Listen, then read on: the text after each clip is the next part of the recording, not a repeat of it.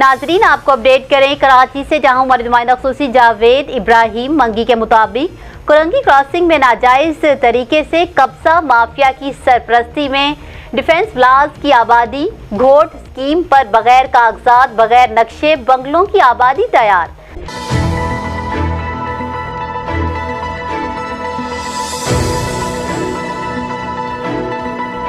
जबकि तैयार बंगले की आबादी वालों के पास कोई कानूनी कागजात मौजूद नहीं और डिफेंस की वाटर मेन लाइन में नाजायज तरीके से बंगला मालिकान ने कनेक्शन लगा लिए। अहले इलाका ने मुतालबा किया कि CM Sindh, chief secretary Sindh और डिप्टी कमिश्नर कुरंगी फौरी तौर पर डिफेंस प्लाज की आबादी के खिलाफ नोटिस लें।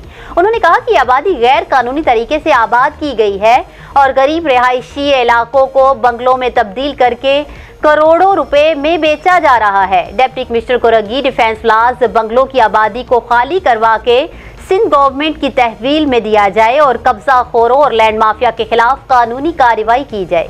न्यूज स्टूडियो से फिल वक्त इतना ही। मजीद खबरों और अपडेट्स के लिए देखते रहिए BBC 11 हेडलाइंस न्यूज।